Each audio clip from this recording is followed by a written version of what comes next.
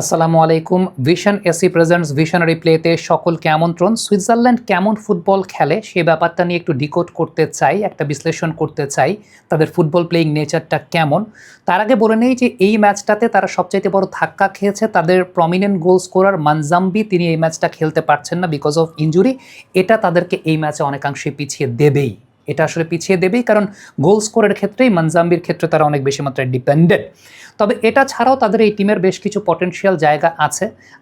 তারা অন্যান্য ম্যাচ যেভাবে খেলেছে এই ম্যাচ আবার কীভাবে খেলবে সেটা নিয়েও একটা প্রশ্নের জায়গা আছে, কারণ আন্তর্জাতিক গণমাধ্যমের কিন্তু একটা শিরোনাম হয়েছে যে দুইটা কৌশল তারা আসলে করার চেষ্টা করছে। একটা হচ্ছে কার্ড অ্যাভয়েড করার প্র্যাকটিস তারা করছে, আরেকটা তারা টাই ব্রেকার বা পেনাল্টি শুট আউটের প্র্যাকটিস করছে অনেক বেশি।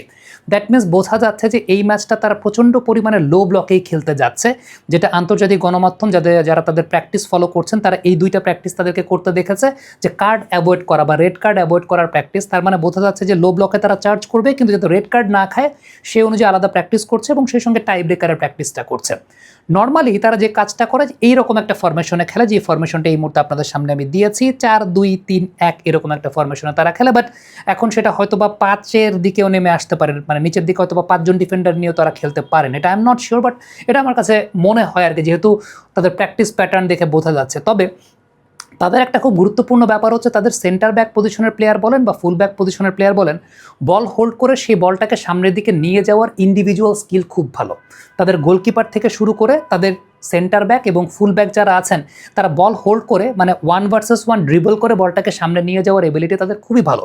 এই কাজটা তারা এর আগে কলম্বিয়ার সঙ্গে ম্যাচেও করেছেন এবং খুবই স্কিলফুল এই জায়গাটার ক্ষেত্রে।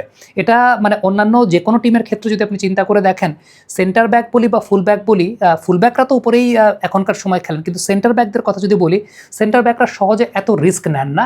বাট তাদের ওই স্কিলের জায়গাটা আছে যে সেন্টার ব্যাক পজিশনের প্লেয়ারও বলটা নিয়ে উপরের দিকে চলে যেতে পারেন বা বলটা নিয়ে ক্যারি করতে পারেন। ক্যারি করার জায়গাটা আসলে খুব ইম্পর্টেন্ট। আর তাদের যে গোলকিপার, তার ক্ষেত্রে একটা বিষয় বলবো যে আর্জেন্টিনার জন্য একটা অনেক বড় থ্রেট হতে পারে।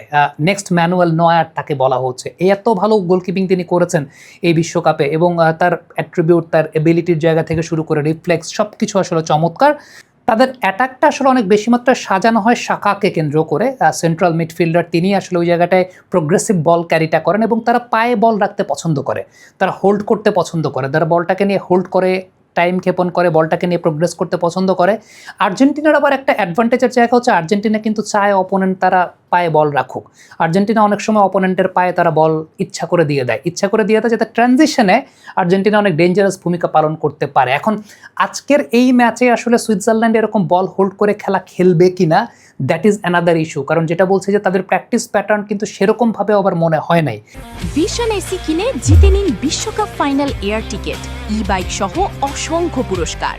বাট আমরা যদি একটু পর্যালোচনা করতে চাই যে তাদের ম্যাচ আপটা আসলে কীরকমভাবে হয়, এখন পর্যন্ত যত ম্যাচ দেখেছি তাদের লেফট ফ্ল্যাঙ্কটাকে অনেক বেশি মাত্রায় ব্যবহার করতে দেখেছি এবং ওই জায়গা দিয়েই তারা আসলে অ্যাটাক জেনারেট করতে পারেন বা অ্যাটাক জেনারেট করেন। সো আর্জেন্টিনার ডান পাশে মন্টিয়েল কিংবা যেই থাকুক না কেন, মলিনা যেই থাকুক না কেন, এই জায়গাটা কিন্তু খুব ইম্পর্টেন্ট, কারণ তারা লেফট সাইড দিয়ে অনেক বেশি মাত্রায় অ্যাটাক জেনারেট করতে পারেন।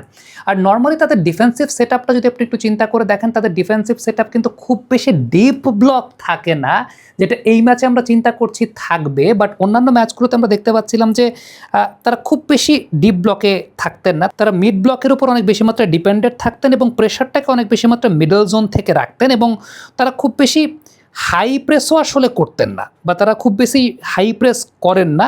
ভেরি অর্গানাইজড, এবং আমার কাছে মনে হয় যে উইদাউট দ্য বলে one of the best teams in this world cup, সেটা দেখতে পেয়েছি আমরা এই বিশ্বকাপে। তাদের একটা বড় উইকনেস নিয়ে কথা বলি, তাদের একটা বড় উইকনেস হচ্ছে তাদের ডিফেন্সের লাস্ট লাইনটা। তাদের ডিফেন্সের লাস্ট লাইনটা আমার কাছে ভালনারেবল মনে হয়েছে, এবং আর্জেন্টিনার মতো টিমের এগেনস্টে যখন আপনি খেলতে যাচ্ছেন, এই ডিফেন্সের লাস্ট লাইনে যদি এরকম ভালনারেবিলিটি থাকে, আমার মনে হয় যে আলভারেজ বলি কিংবা লাউতারো মার্টিনেজের ফর্ম নিয়ে যেটা আর্জেন্টিনা চিন্তা করছে, লাউতারো মার্টিনেজ বা আলভারেজের কেউ একজন গোল পেয়েও যেতে পারেন, সেই সম্ভাবনাটাও কিন্তু আছে এই জায়গাটাতে। কারণটা হচ্ছে তাদের ডিফেন্সের লাস্ট লাইনটা আমার কাছে খুবই ভালনারেবল মনে হয়েছে। এর আগের কলম্বিয়া ম্যাচেও দেখেছি যেখানে ভালনারেবিলিটি শো করা মানে গেছে, গোলকিপার অনেক সেভ করে দিয়েছেন, যে কারণে তাদের goalkeeper is their last defender, but তাদের ডিফেন্সের লাস্ট লাইনটা এটা খুবই উইক, খুবই ভালনারেবল। সেই জায়গাটা আমার কাছে মনে হয়েছে যে আর্জেন্টিনা একটা অনেক বড় সুযোগ নিতে পারে। তারপরও আমি আপনাদেরকে আসলে যেই প্যাটার্নের খেলা তাদের দেখালাম, এই প্যাটার্নের খেলা তারা আজকে খেলতে যাচ্ছে কি যাচ্ছে না সেটা বলা যায় না, কারণ ওই যে বললাম যে তাদের প্র্যাকটিস প্যাটার্নটা, প্র্যাকটিস মেথডটা, সেটা নিয়ে অনেক আলোচনা চলছে আন্তর্জাতিক গণমাধ্যমে। তারা আজকে কোন পদ্ধতিতে খেলতে যাবে সেটা একটা অনেক গুরুত্বপূর্ণ বিষয়। তবে তাদের মেইন গোল স্কোরার যখন নাই, এইটা তাদের জন্য একটা বিগ ব্লো। সো তাদের উইকনেসের জায়গা যদি আমি বলি, যে তাদের উইকনেসের জায়গা দুইটা, একটা তাদের মেইন গোল স্কোরার নাই, আরেকটা তাদের ডিফেন্সের লাস্ট লাইন। তাদের স্ট্রেংথের জায়গা যদি বলি, তারা মাঝখানে খুব অর্গানাইজড প্লে এবং বলটাকে হোল্ড করতে পছন্দ করে। এটা আবার আর্জেন্টিনার জন্য একটা অ্যাডভান্টেজ হতে পারে। তাদের গোলকিপারটা স্ট্রং আছে, কিন্তু তাদের আরেকটা খুব স্ট্রেংথের জায়গাটা যেটা আমার কাছে মনে হয়, তারা বা সাইড দিয়ে ভালো অ্যাটাক করতে পারে, বা সাইড বা লেফট ফ্ল্যাঙ্কটাকে তারা ইউজ করতে পারে, যেটা আর্জেন্টিনার একটা উইকনেসের জায়গাও হতে পারে। কারণ রাইট সাইডটা ওপরে যখন ফুলব্যাকরা উঠবে, খুব ট্রানজিশনের নামাটা খুব জরুরি, কারণ কাউন্টারে যদি সেই জায়গাটায় খেলতে পছন্দ করে এবং লেফট ফ্ল্যাঙ্কটাকে যদি ইউজ করতে চায়, ওই জায়গাটা আর্জেন্টিনার কিন্তু একটা ভালনারেবিলিটির জায়গা আছে এবং সেটা কিন্তু দেখা গেছে। কমেন্ট বক্সে আপনাদের মন্তব্য, মতামত জানতে চাই, লিখে পাঠাবেন। সুইজারল্যান্ডের এই টিমটা সম্পর্কে আপনি কী মনে করছেন এবং তারা আসলে কোন প্যাটার্নে খেলবে? আমার কাছে ব্যক্তিগতভাবে যেটা মনে হয় সেটা হচ্ছে, তারা যদি বেশি লো ব্লকে খেলতে যায়, উল্টা ধরা খেয়ে বসে থাকবে। কারণটা হচ্ছে অপোনেন্ট টিমে যখন লিওনেল মেসির মতো একজন প্লেয়ার থাকেন। আপনাদের মন্তব্য জানতে চাই।